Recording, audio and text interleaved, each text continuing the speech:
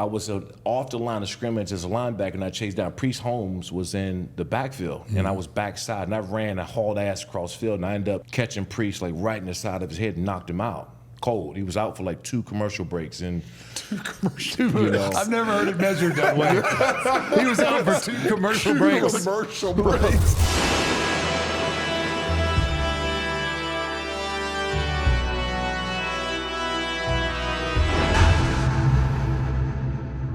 Well, Matt, still no shoes. No shoes, but you know what? I brought a friend with me today that I think he'll protect me. Yeah? Yeah, he'll protect me from. You're assuming a lot of things. I'm just hoping. I mean, I bought him dinner last night, so I'm hoping that he'll protect me from your meanness. My mean, I got a bum rap. I'm a bully. I'm a mean guy.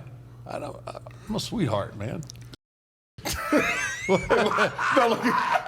laughing because I heard. I'm like, oh, he's definitely gonna get on his heels being out. So in the thong sandals over here. Hey man, I like my feet to breathe.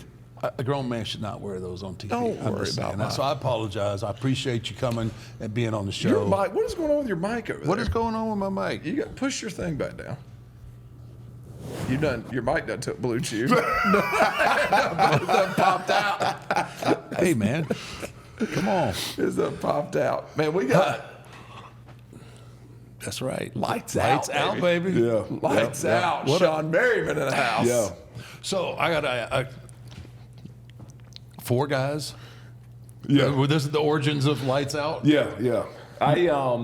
So you know, like this was like before social media and YouTube Right. and everything like that. So my sophomore year, I ended up knocking 4 kids out in one game, and like it wasn't, you know, it was intentional. I'm lying because yeah. you know, I mean, like, but you Come know, on, man. But, All right. but back then, you know, it was different, right? The rules were much different where you actually got applauded for that. Like this is the way I played the game. And so right after the game, about 20, 25 students come right up to me and saying, oh, you knocked those kids lights out. Right.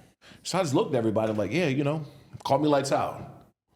And I didn't know that it was going to turn into something, right? And so the next Monday when we went to school in high school, and everybody's calling me Lights for short for lights out. Right.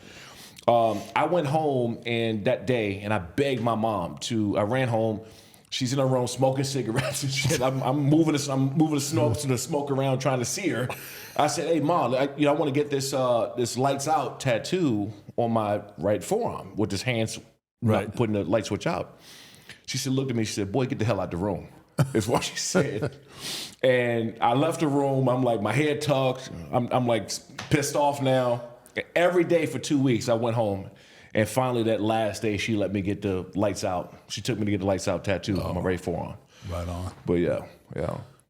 So that's I mean, that's high school legend stuff, though, right? There's no cameras and no social media around. So like, you know, around town, everybody's asking, said, "Hey, you hear about this lights out dude? This knocking people." You know, this like it was like a wives' tale. It was like a folk tale. Yeah.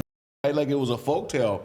And then it didn't really like get out there where everybody saw it until I got to the University of Maryland. And I started hitting people on like ESPN night game. Like my freshman year went out, had a big hit against Georgia Tech.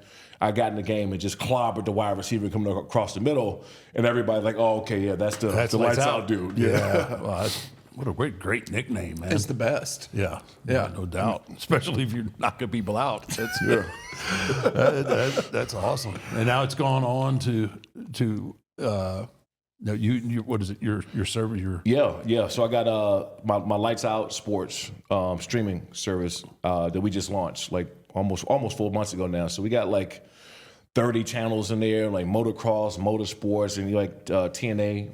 Wrestling's on there too. I just did a pay-per-view with them about 4 months ago. You? Yeah.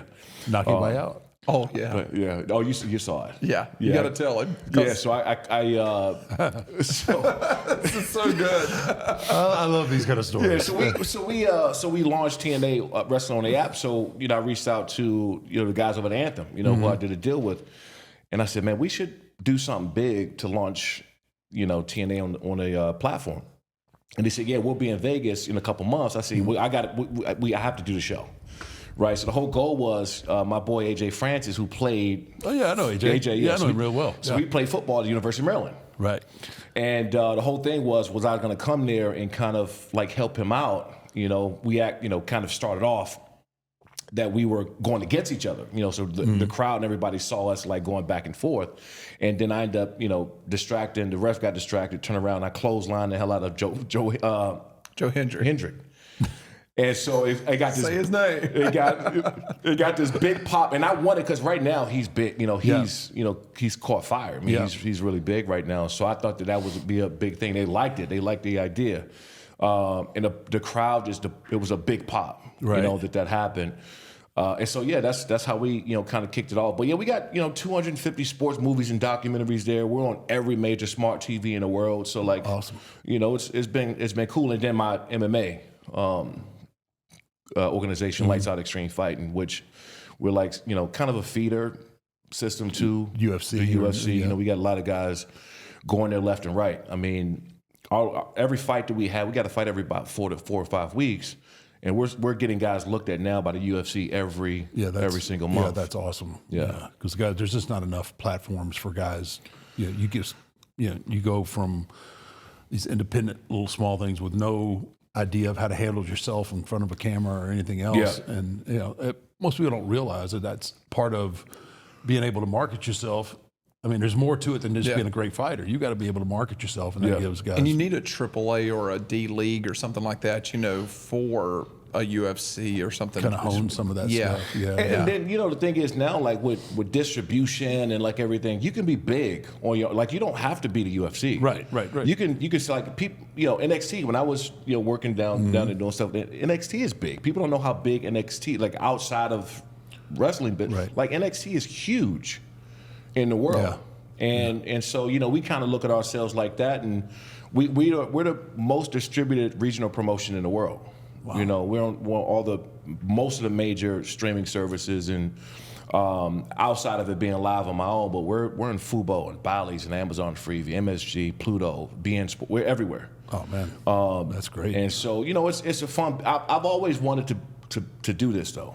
Right. It was like one of those things where I was working with the WWE during when they first launched the WWE Network. So I always knew I wanted to be not only in front of the camera, but also running the organization behind the scenes.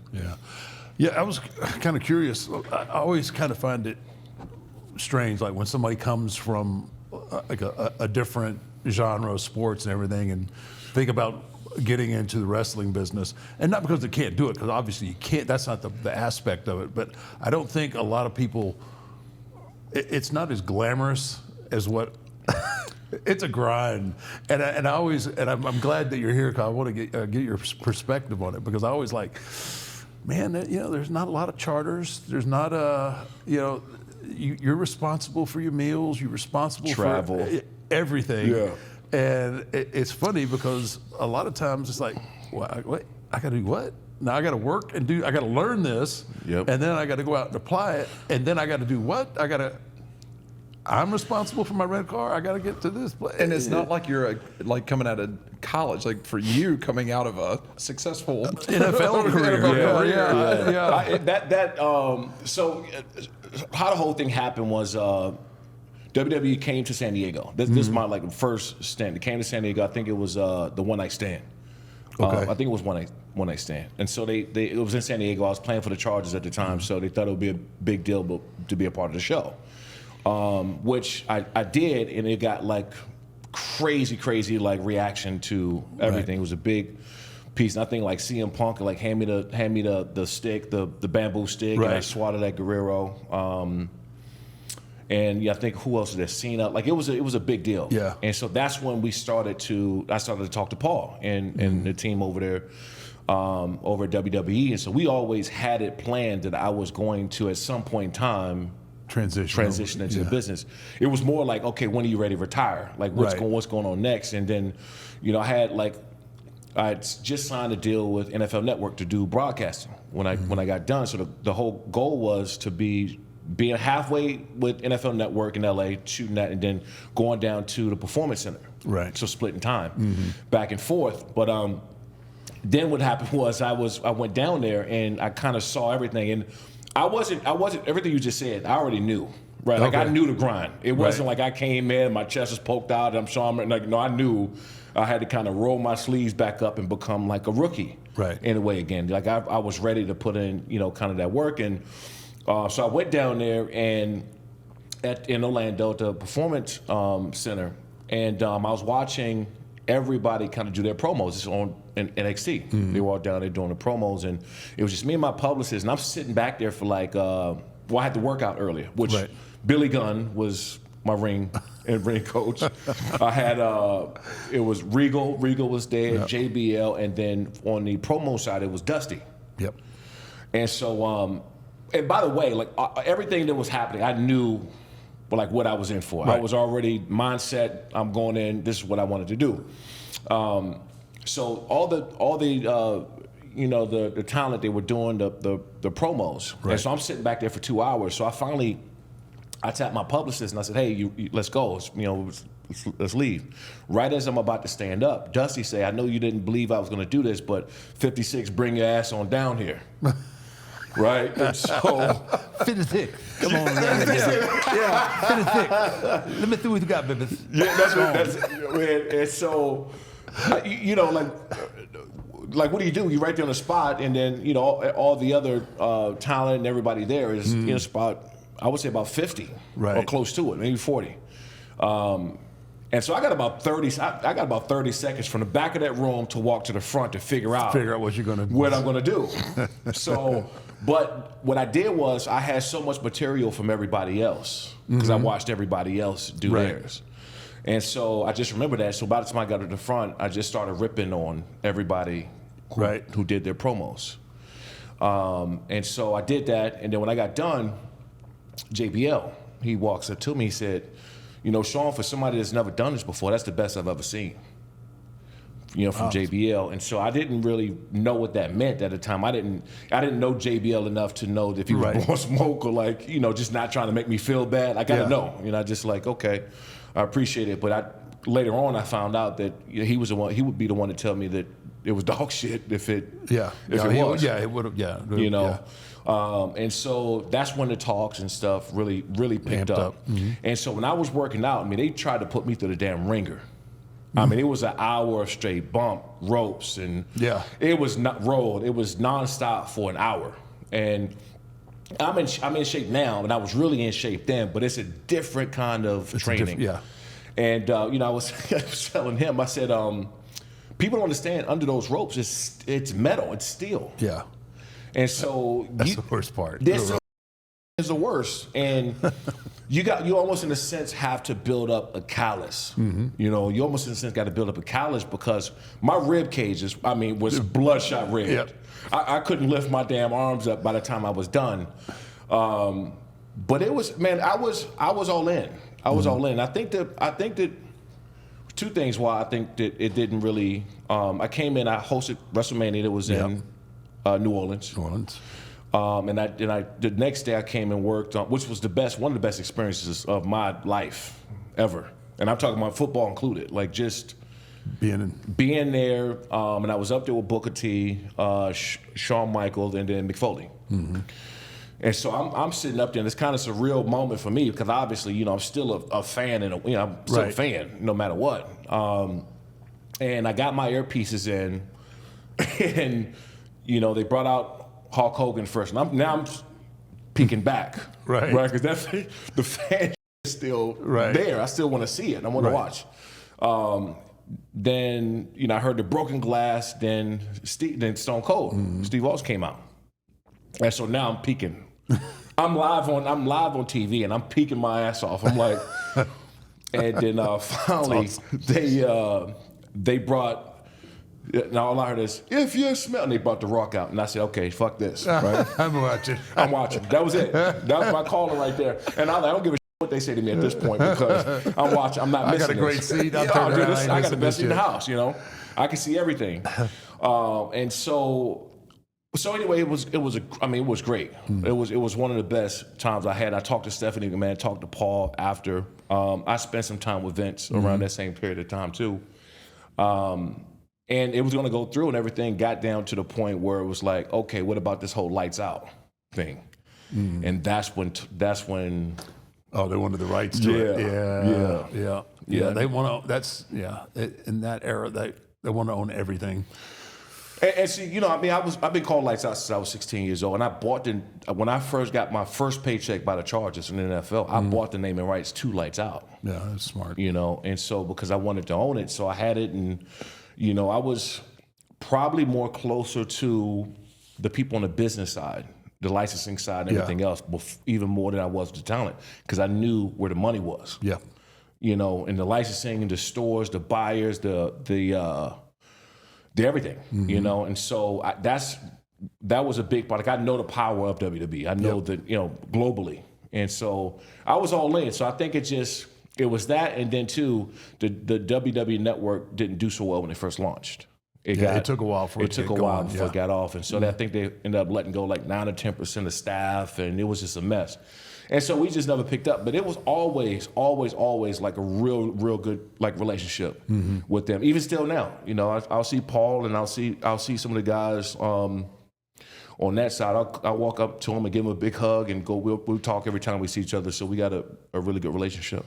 Yeah, that's great. I'm always curious about that because it's a tough way to go, and I definitely understand the copyright stuff or the trademark stuff. You've already got it developed and you own it. Yeah, it's hard to give that. It's you know. And when you start looking at, okay, I got to be on the road for how many days? I got to take this many bumps. And it's like, I mean, you were dead on, man. It was it's rough on your body, you know, just schedule and everything else. And you know, we're used to playing every week. If we got to travel somewhere, we go back home for the week. We settle. Yeah. And then we fly. Maybe if we got 2 home games, we fly the third week. Like, no, you guys are. It is nonstop. It is not a glamorous. It is not a glamorous life, and that's why I tell people that thinking about getting into it, like from ground zero. I was like, dude, you gotta want more than just to be recognized or get a free cup of coffee at the Waffle House because somebody recognizes you. I mean, you got to be passionate to be the best to do this. And if you're not, man, it is not worth the grind on your body or anything else, man. It's a crazy life, man. NFL, man. So who was your nemesis, right? Who did you hate to have to line up on? I hated the Patriots.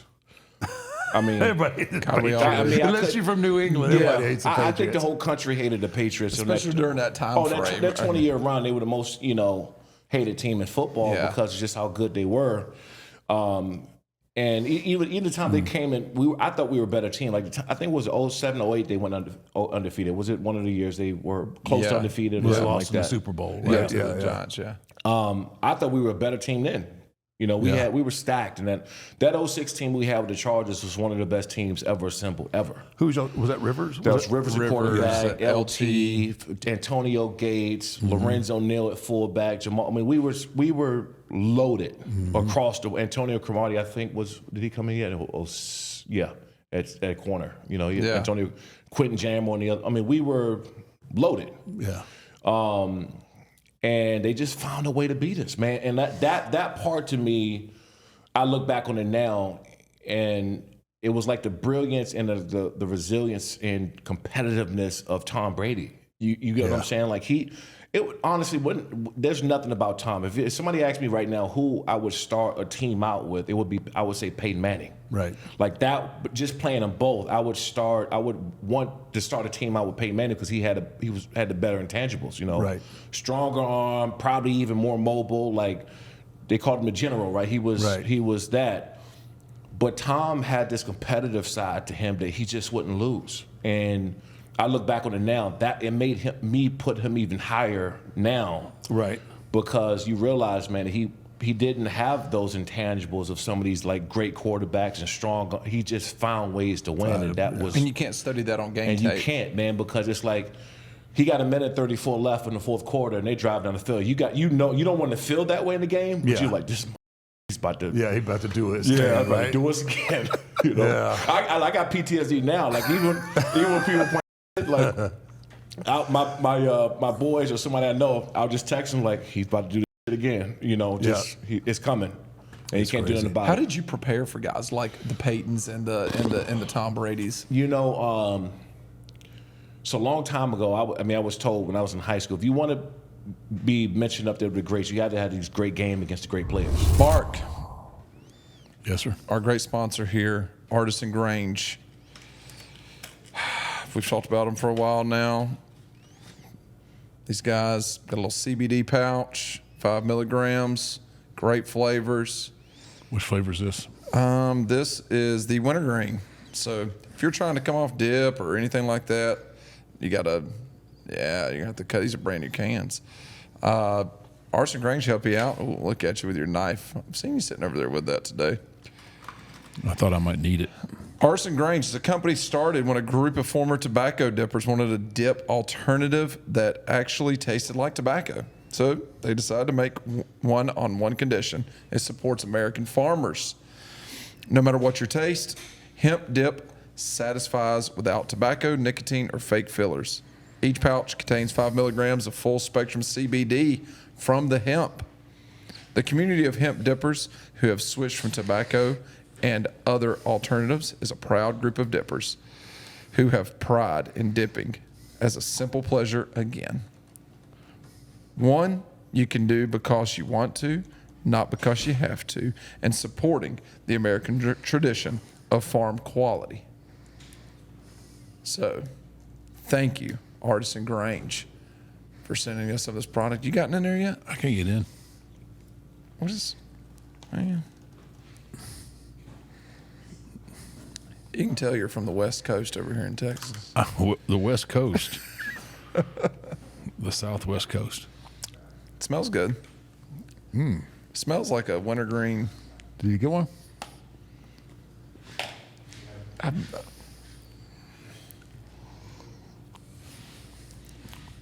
Yeah, it tastes pretty good. That's pretty. Yeah. Yeah. That's good. Well, thank you, Artisan Grange, once again for supporting 6 Feet Under with Mark Calloway. Thank you, Artisan Grange.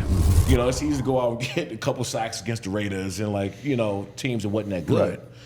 But if you want to be mentioned up there, like when people will go back and watch these games on NFL films or like any of these past games, you want to be the one out there taking them down. And so I've always had my best games. Yeah, I got in the AFC Championship game, I got Tom Brady 2 sacks, 2 forced fumbles. I got Ben Roethlisberger a couple times. Every time we played Peyton Manning, I think I got 3-4 times in one game, 3 or 4 sacks against him, because I just had it in my mind. I never really forgot that. Like I need to have these great games against these great players, and that's how you get mentioned up there when they talk about some of the greats of the game.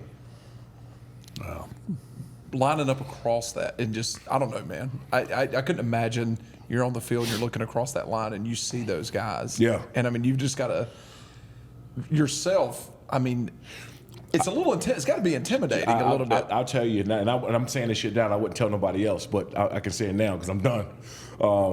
Jerome Bettis, my rookie year, we were playing him, I think, a night game or something like that. We were playing my rookie year or something like that. And Jerome Bettis was out there. And so the hole must have opened up this big, and I seen him. And I'm like, I'm just going to try to take his head off, right? Silly ass, right? I don't know what I was thinking. But Jerome Bettis is, every bit of 255, 260. Maybe he might have been 270. The bus. The bus. Yeah, he's got that name for a reason. And I saw him, and I said, I'm going to just take his, I'm going to try to take his damn head off. And he was so big and so wide, I couldn't wrap my arms around him to tackle. And so I got him up top, and I'm going down. I'm dragging. I'm like, oh, I'm in my head. I'm sliding down to his legs, and I'm like, I'm on national TV getting my ass drugged 3-4 shots. Like all your boys you play high school and college ball with. Like, Light you up later, right? Better drag your ass.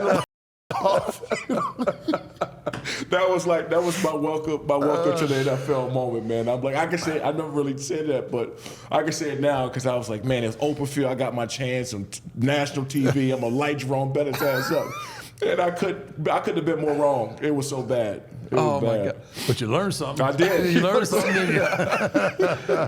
Don't test the bus. Yeah. What was your first, like, we were talking about it with the Hornswoggle, those pinch me moments. What was your first, like, pinch me moment in the NFL? When I came, when my rookie year, I asked to come out the tunnel last. Where they had a veteran that's been there 6-7 years, but I went to go see Ray Lewis play when my sophomore year in high school, and he came out the tunnel last. And I just saw like the fans go crazy and they jumping up and screaming and music playing and fireworks and smoke. I was like, oh, I want to come out the tunnel last. So my first time coming out the tunnel my rookie year last, and I heard the crowd it was like a wave, like woo, you couldn't really, it was like a wave, right? Smoke and fireworks, and they had this lightning ball. The field got dark and lightning ball isn't coming. It was like this big ass show. And I couldn't believe that was happening. It felt like I was on some movie set, because those Sunday night and Monday night games, they got, the sky cams and shit floating around and just lights and this like a big show. So that was it, man. I was like, I'm here, I'm here. I made it. I made it. Well, at that point, you had kind of already submitted yourself into the fact that you were one of the best defensive players in the league, even though it was your rookie year. Yeah, you kind of already made yourself known. Like looking back on it now, you guys probably had it. You go into the locker room and you got the real OGs there, right? And they wasn't having that shit, So you come in there, you're the first round draft pick, and I remember like LT, LaDainian Thompson, wouldn't even call me lights out. He would call me 5'6" or Rook. And so we were playing the Kansas City Chiefs, and I was off the line of scrimmage as a linebacker, and I chased down. Priest Holmes was in the backfield, and I was backside, and I ran, I hauled ass across the field, and I ended up catching Priest like right in the side of his head and knocked him out. Cold. He was out for like 2 commercial breaks. And I've never heard it measured that way. He was out for 2 commercial breaks. Look, because I'm in the ad business now, so I'm like, hold on. So 9 ads ran. You made so much money that night for somebody. So good. It's so good. I'm like, they had to have 12 commercials. That's 2 commercial breaks because they're splitting it up. And so you got knocked up. I'm sitting, and I'm celebrating. I'm jumping up and down, and Marty Schottenheimer was the head coach. So I'm celebrating. I'm going like crazy, and I got to the sideline, and Marty kind of like grabbed me by the face mask, and he said, "Shawne, that was a hell of a hit, but don't forget that this guy's friends, family, and people are watching. He's still out." And when I saw him, his eyes kind of was rolled back up in his head, and his hand was, he still had the football, but his hands was twitching like that. But after the game, LT came up to me and he shook my hand and called me lights out. And I was like, oh, there you go. Got a little acceptance from the locker room. It took ruining a man's career, ending a man's career to get LaDainian Tomlinson's acknowledgement there. So So you a linebacker, but obviously, I mean, it's kind of a hybrid position, and you quite a good rusher. Who did you hate as far as linemen, offensive linemen? Like, man, John Runyon. I mean, he was a dirty. He was, he's one of the ones you couldn't stand by the pile. Mm-hmm. Like when that play is over, your head still got to be on a swivel because he's coming to finish you off. Right. And we're playing Eagles. This is when he was playing with the Eagles. And Donovan McNabb was the quarterback. And so John Runyon had like this fucking hair, like everywhere. like a bear. Like a bear. And it was like carpet. Right. It was so bad. And it was hot out. And so he was holding me. He's 6'8", 350 or however big he is. And he got me fully locked out, grabbed me like a damn 10-year-old child, shaking me. And I'm trying to run and go to the football. He literally held me until the play was over, then threw me down. So I got up and I said, all right, watch, And so a couple plays later, or 1 or 2 series later, Randall Godfrey, our linebacker, picked up the fumble. He got a fumble recovery. He's running the ball. I go and I start looking around for John. I go around because I remember he held me and talking. He's holding me out of the plane and pushed me down. I said, okay. there he is. And I took off full speed, and I got him right on the chin. Boom! And his legs, arm, everything flew up. Whatever. He knocked him on his ass. He got up, and he started to walk towards me, and I took my ass back to the sideline.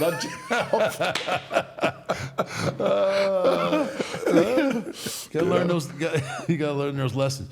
Who while you were playing, like, who was one of the best talkers? Like, I love, it's one of my favorite things about what they're doing now when they get somebody on a hot mic and wire them up and hear the amount of talking that's going on.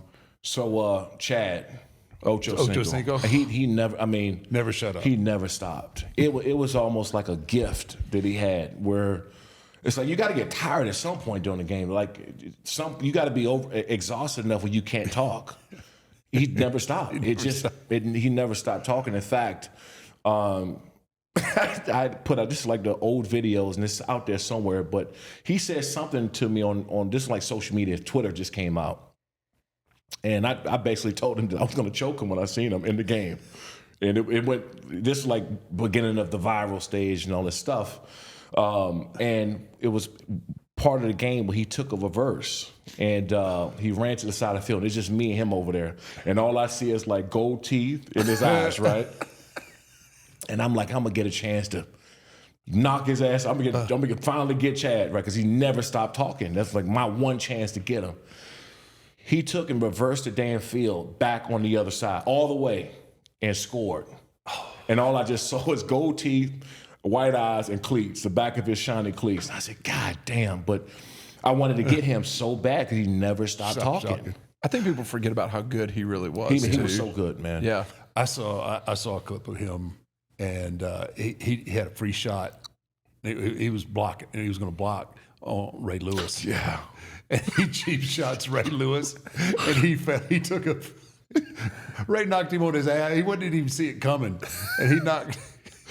This coach gets him on the sideline. What are you thinking? He goes, man, I had a shot at Ray.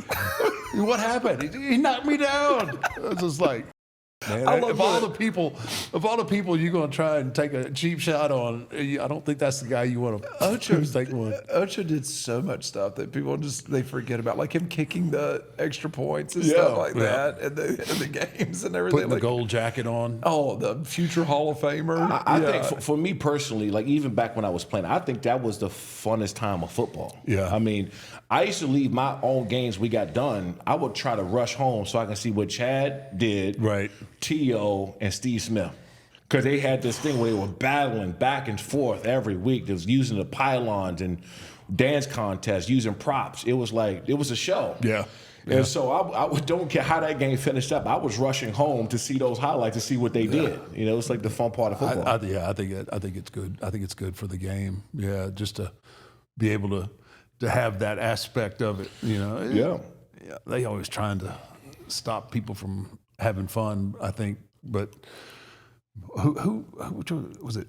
Zeke who jumped in the Salvation Army deal, and somebody else grabbed some. I think that was T.O. that did the popcorn. He did the popcorn, the Sharpie. Did he do the pom poms, or was that he did the pom poms and the Sharpie? Yep.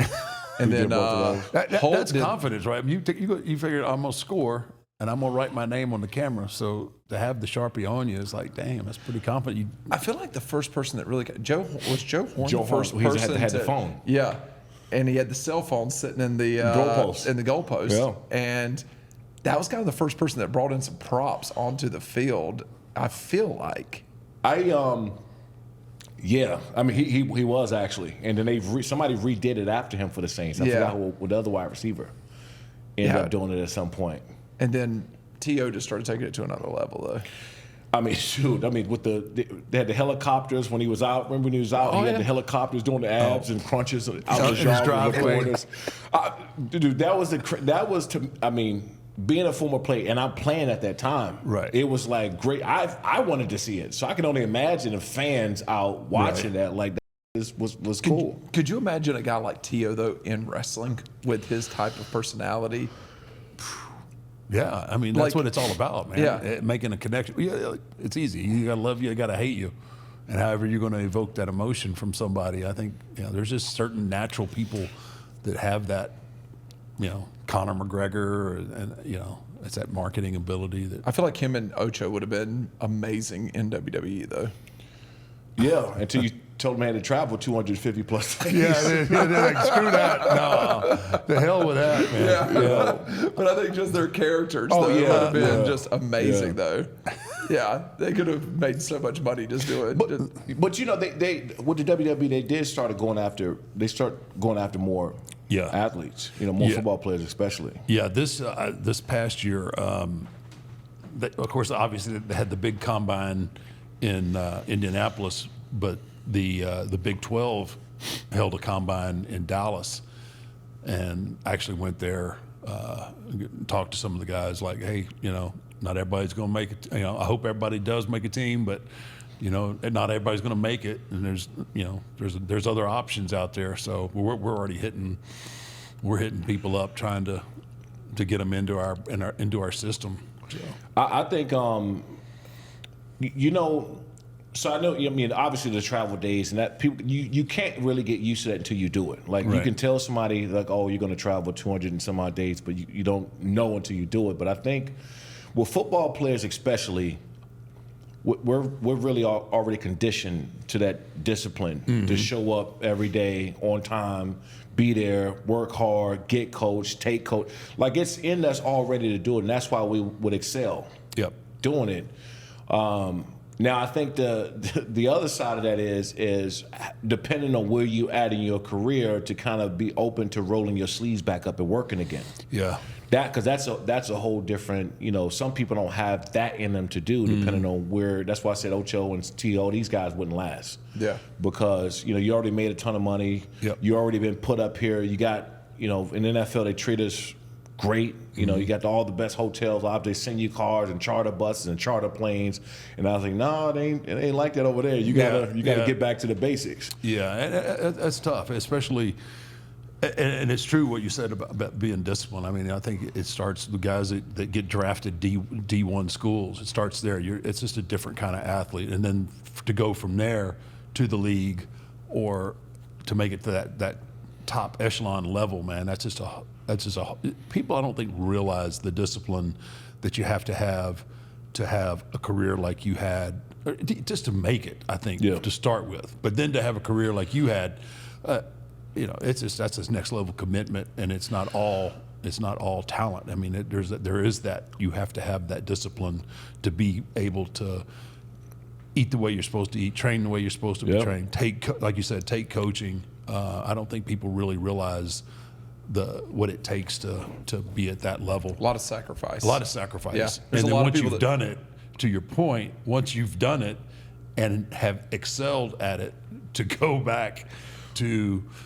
Yeah, that doesn't sound real. That doesn't sound real appealing to start from ground zero all over again. I mean, I've done everything I've had to do, unless you're just ate up with it, and like it's always been a dream. That's one thing, but yeah, it would be tough for me to excel at that level and then go to something else and then try and do it again.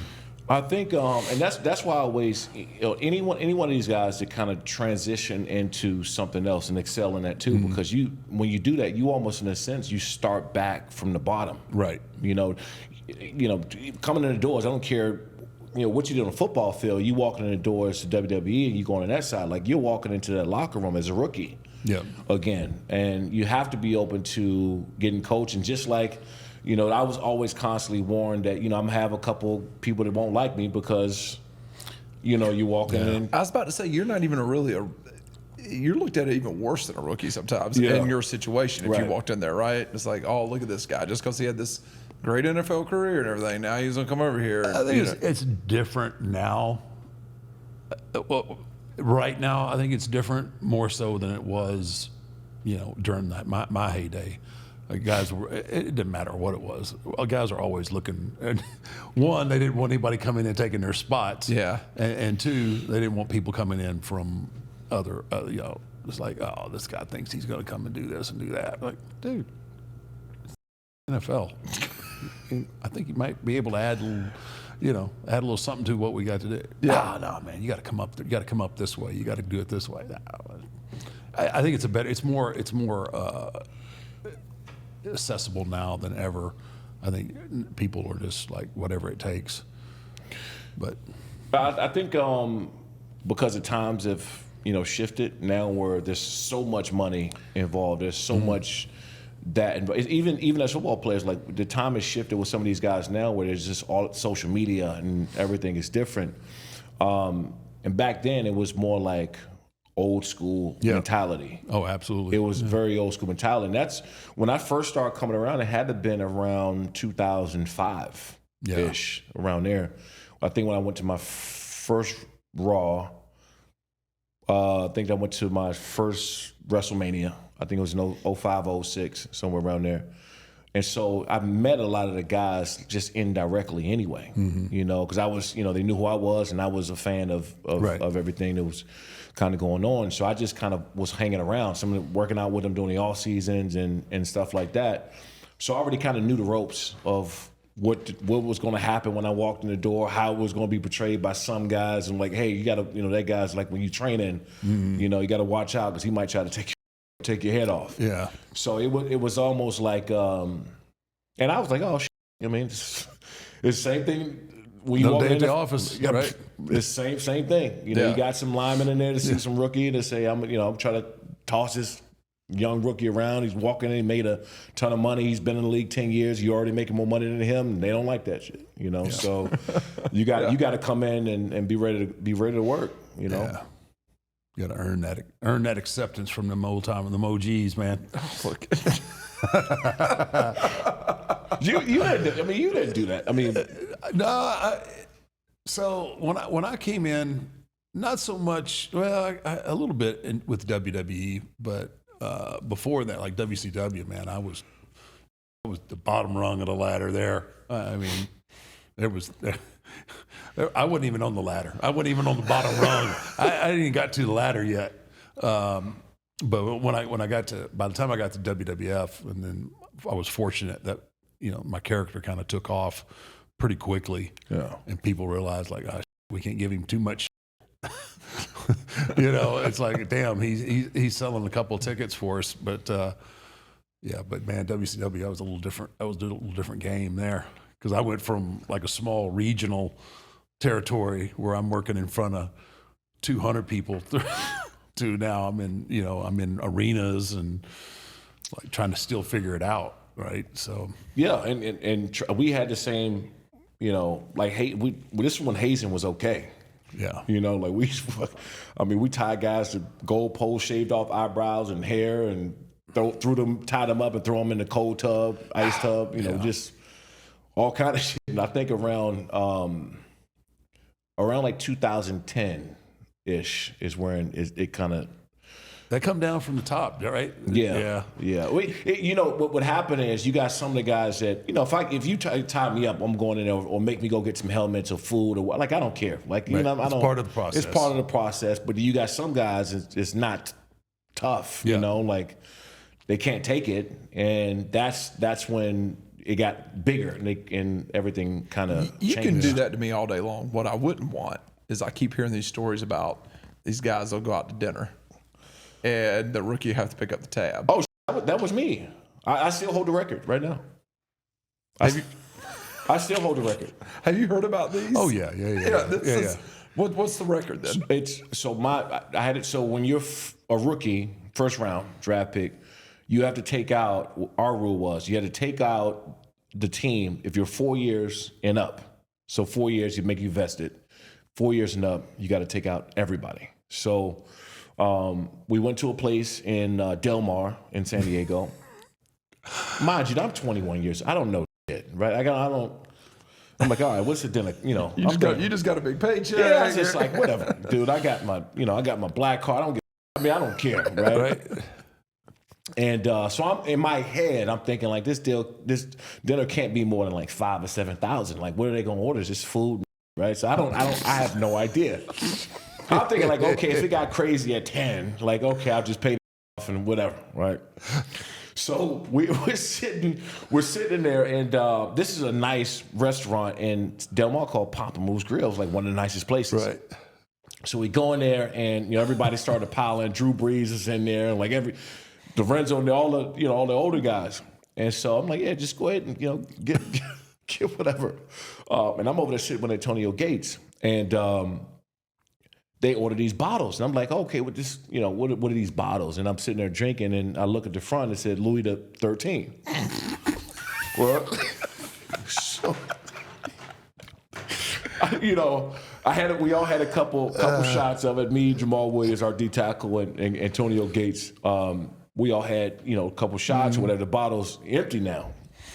So I look at the waitress. I said, bring, You're feeling it. Now you're feeling it now, right? You're feeling it. All right. Like a basket of bread. Just keep that coming. Yeah, I was like, man, this tastes good, right? I'm having a blast. And so Antonio Gates kind of grabbed my wrist and said, hey, are you sure? I said, yeah, man. Let's go, order another one. They bring another one over. So we go through the second bottle of Louis the 13. It's four of us. Four of us. We go through this bottle in probably 20 or 30 minutes. So now I'm like, okay, shit, you know what? Just go ahead and bring one more, right? Oh, we're on three. We're on three now? So I'm on three. Okay. All right. All right, big and time. then they started to, kind of giggle and laugh. But see, it playing it back in my mind now, I didn't know what was going on, And, our D tackle, Jamal Williams over there, he's 350 pounds. He's stuffing his face. He's drinking. And, Drew Brees has 2 bottles of wine that I don't even know what the hell it is, right? I just, to himself right in the front. Quarterbacks. Yeah. So fancy. So I'm sitting there. We having a good time. And the owner of the place, they come and grab me and say, Shawne, we want to see you in the back. I said, for what, man? Just go ahead and bring the check. Let me go ahead and knock this out. Get out of here. They said, no, we need to see you in the back. I said, man, you guys, you're making this a big deal, right? You're making this too much of a, just bring me the check, let me pay the check, and Shawne, please, come to the back with us. We got a financier back here. So we're going to need to run a credit check. We got a mortgage lender back here that's going to sit down with you. So I go in the back, I'm in the kitchen area, and they bring me out the receipt for this damn bill. And this rolled out like a CVS. Like, I got the coupons and everything. It keeps going. It rolled down and hit my foot.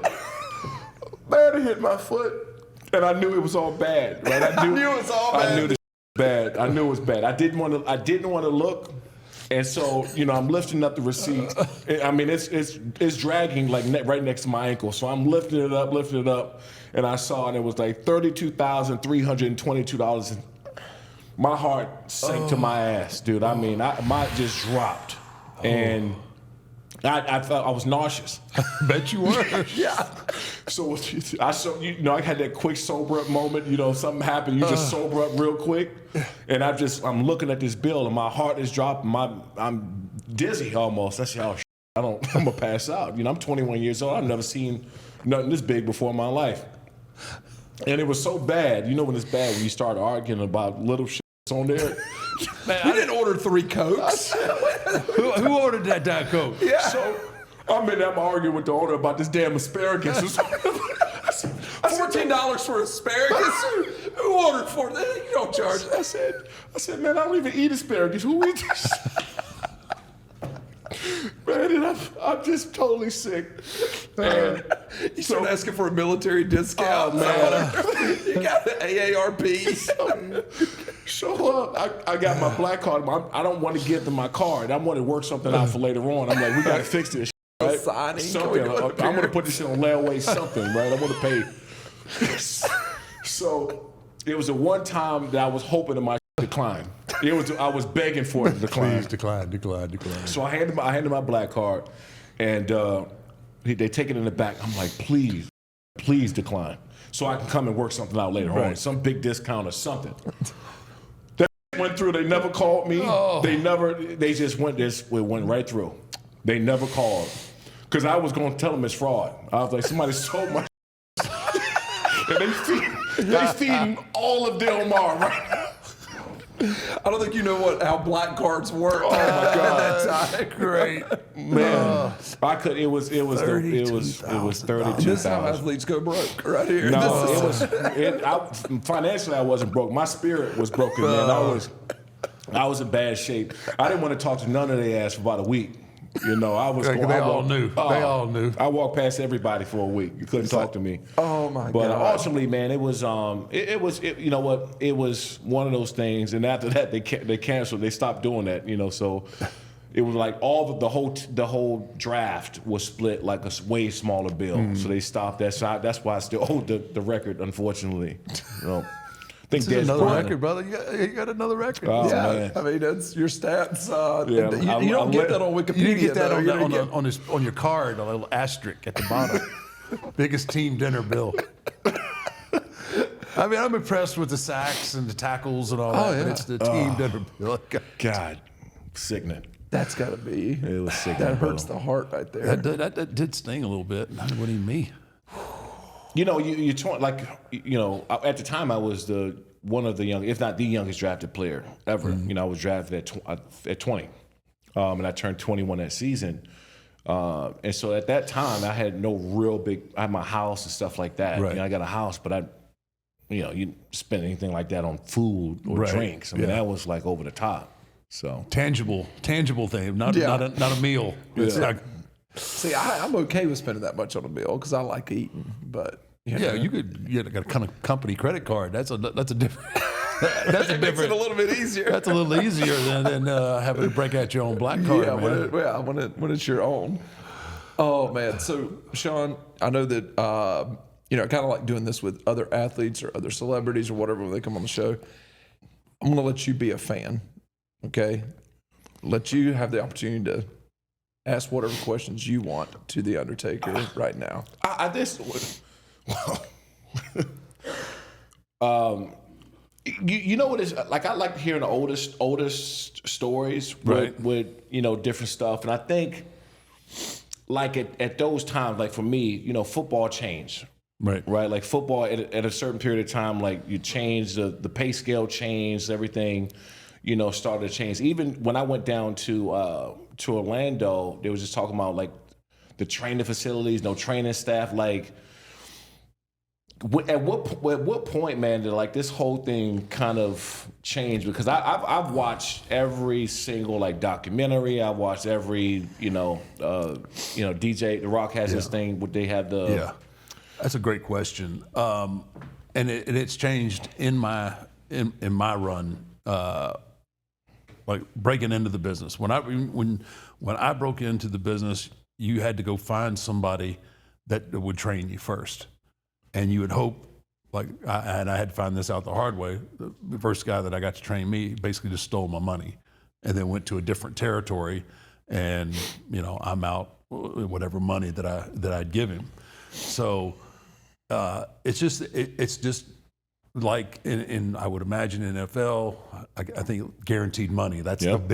that's the deal now, right? I mean, that's the guaranteed money is probably the biggest part of your contract, right? The most important. So through the year, when I started out, you didn't have any medical with you. There was no medical in the building unless there was an ambulance or somebody that was there with the actual arena.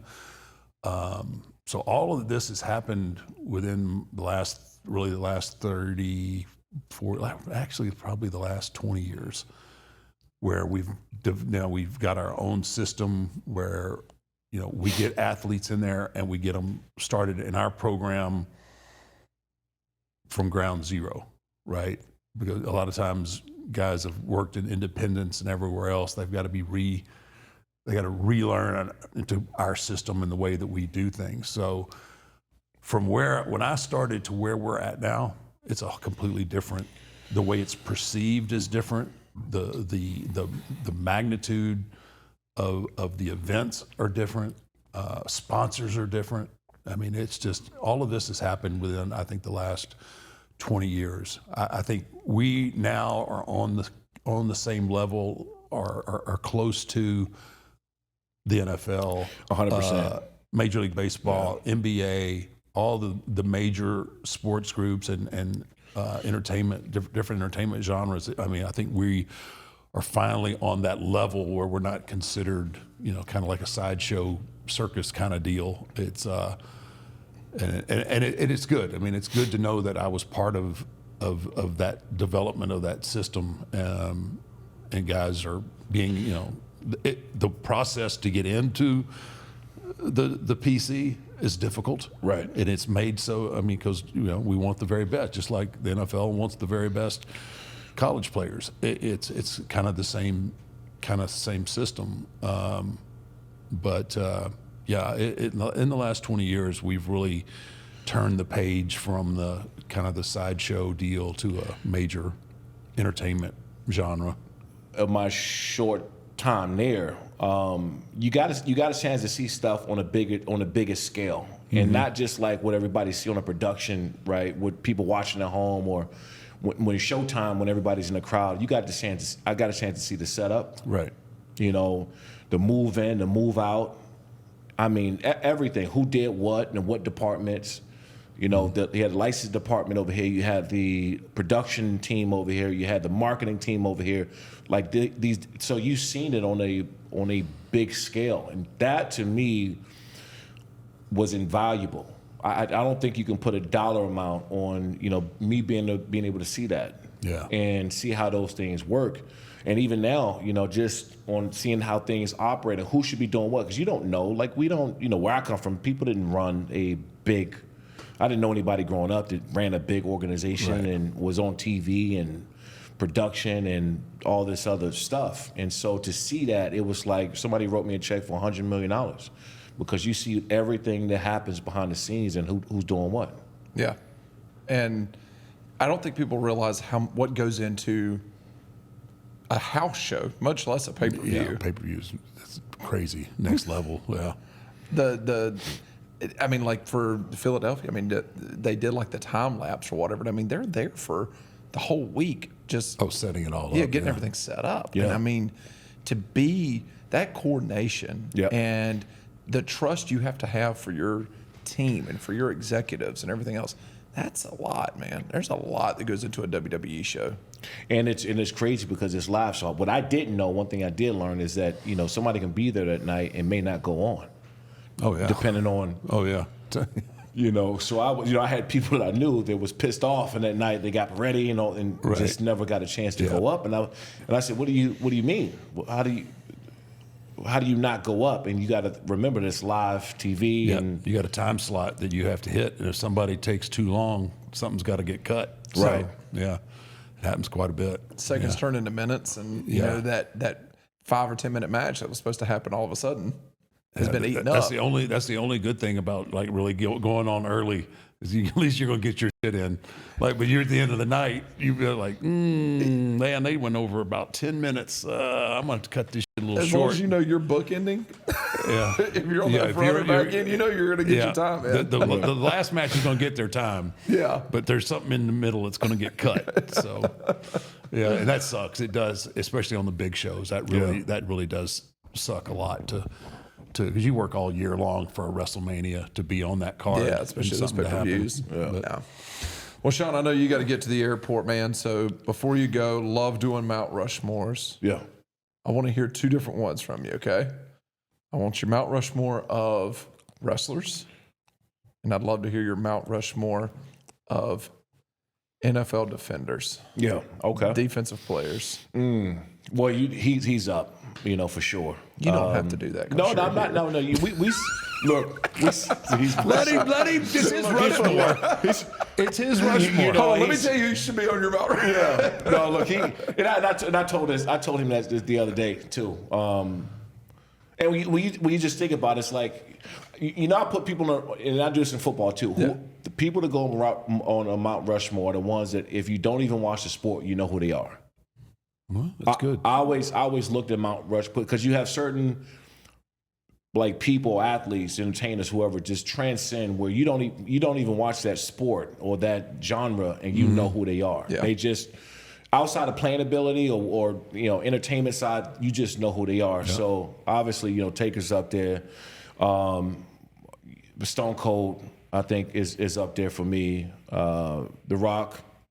And how many are we going with this? 4. Mount Rushmore is usually 4. I I mean, you know, I always want to put Hogan up there because it was kind of like the start of doing this. I would say that's my 4, but again, man, it's hard, right? Because it is very hard. You got different eras, and because I've been watching since the existence of Start, you got the ones that kind of went through that transition for like the certain wrestlers crawl so everybody else can run. Right, and the Flairs, the Dusties, the Andres. Right. You know, it's hard for me not to put Ric Flair up there, right? Yeah. And just, you know, kind of what he brought. But that would be, you know, my 4 that I would now Andre the Giant, like, you know, you put Andre. It's hard for me not to put Andre the Giant up there because he was like such a poster child for the business early on to allow everybody else to come in, and you needed Hogan to go against, you know, you get what I'm saying? Yep. So it's an era that I look at all the way. Jimmy Flash Snooker, all the way through. So it's hard for me to do that. Football wise, I'm gonna go LT, Lawrence Taylor. I'm gonna go Ray Lewis. We're going defensive player or just all players? I say defensive since you played on that side of the ball. I'll go with Ronnie Lott. Ooh, what a safety. Dang. And then go with Deion Sanders. Ooh, Deion. Yeah. Okay. I will go with Prime. Shut down corner, man. You know, but again, it's the same thing. So, like, I don't think people talk enough about Champ Bailey. Like, I think that Champ Bailey is up there. Junior Seau, right, is also up there. But again, all these guys. You got Reggie White, Aaron Donald, Derek Thomas, right? Like, so you have, and all the way back to the Steve Atwaters of the world and stuff. I mean, but again, you had different eras to that next level. Yeah. Like, I can break down in like a 10 or 20 year period. Dick Butkus and that, you know, just it's Brian hard. Dawkins, I don't think gets the. Right, he's another one. Brian Dawkins is up there, even though he played at Clemson. God, you know, forgive him for that. Yeah. I'll look past it because he was insane. Yeah, and so it's hard to even do that because I look at eras, right? I think that the times are so different now. It's like these younger guys think like they invented all this. It was like, dude, trust me, the guys been doing this 40 plus years ago, and the reason why you even capable of doing what you're doing now is because they kind of paved the way so you can go here. So, you know, I'm just a historian of what we're wrestling for sure. But then, you know, everybody who came before me and watched them, you know, Bruce Smith. It's hard for me not to put Bruce up there, right? So yeah, man, that list can go on, but if those are my 4. That's solid. That's solid. I'll take it. Yeah. And how thankful are you to not have to chase down Patrick Mahomes right now? You know, there's certain guys I would like to get one time just to say I got them. I ran into Joe Montana at the Super Bowl, this past Super Bowl in Vegas. And we, you know, I'm huge, love Joe Montana, right? But I had to tell him, I said, I wish I'd have got your ass twice. I told him, I said, I wish I could have got your ass twice. Because, you know, all the great ones I wanted to get. So it'd be nice to get Patrick. Yeah, he's something special. Well, Shawne, man, it was great having you here. Absolutely, It's great coming man. into town. Thanks for being here. Thank you so much. We really appreciate it, man. Thank y'all, man. You're more Appreciate than it. welcome to come back anytime. And he lives in Vegas. Yeah. Oh, really? Yeah, Mania's coming up. So Ooh, that's all I need, another ally in Vegas. We got to make it to Mania. So All right. Yeah, I'll be there. That's for sure. You don't know what condition, but you'll be there. I'll be physically. there in some condition.